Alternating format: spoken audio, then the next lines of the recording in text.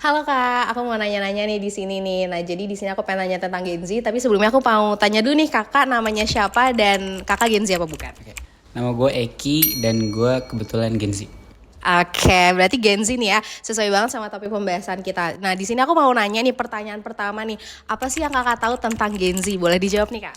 Simpelnya sih kelahiran dari 98 ke 2010. Oke, thank you Kak. Mungkin pertanyaan kedua yaitu Kakak kan Gen Z nih. Nah, kebiasaan Gen Z itu apa sih Kak biasanya yang Kakak banget gitu? Yang gue banget pro-nya itu kita lebih mengutamakan diri kita. Tapi kalau negatifnya mungkin suka nunda-nunda. Oke, jadi ada negatif sama positifnya ya Kak. Oke, mungkin next ke pertanyaan selanjutnya. Menurut Kakak nih kebiasaan baik dan juga buruk dari Gen Z itu apa sih Kak? Secara general nih Kak, dari bukan kakaknya kakak aja tapi yang dari masyarakat lain. Yang paling general itu ya itu yang tadi gue bilang suka nunda-nunda. Kebanyakan sih gitu. Cuman memang nggak semua sih ya. Oke, berarti emang suka nunggu-nunggu Gen Z banget ya Kak ya. Oke deh, mungkin next ke pertanyaan selanjutnya. Kan Gen Z itu kata masyarakat itu dinilai nggak sabaran ya Kak. Nah menurut Kakak itu bener apa enggak dan ada nggak sih di diri Kakak nih nggak sabaran itu nih Kak? Kayaknya nggak semua karena di gue cukup sabar buat ngelakuin sesuatu. Cuman mungkin lebih ke nggak konsisten kali ya.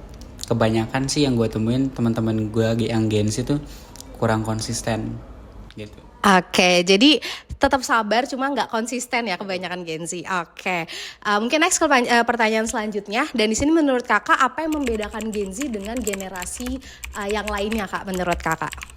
Karena kita lahir di era digital, jadi kita tuh lebih bisa dibilang kita lebih menguasai era sekarang. Mulai dari teknologi, terus informasi juga. Jadi bisa dibilang kita lebih unggul.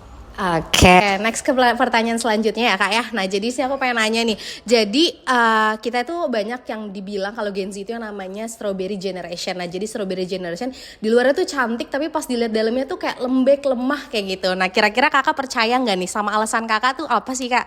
Kalau misalnya tentang Gen Z, pandangan Gen Z tentang strawberry generation itu?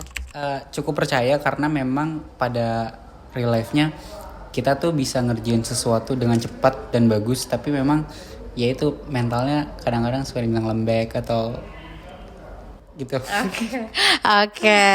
Next mungkin ke pertanyaan selanjutnya. Nah, jadi kalau sekarang itu Gen Z itu kan dibilang sebagai generasi yang melek mental health. Nah, menurut Kakak itu kenapa kita bisa dicap seperti itu nih, Kak? Karena mental health itu penting.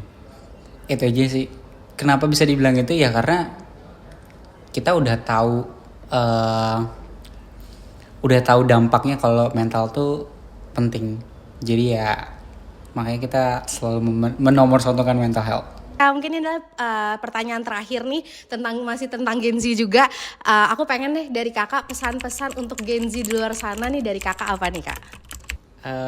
Tetap semangat apalagi buat Gen Z yang masih struggle sama mental health. Oke, thank you, Kak.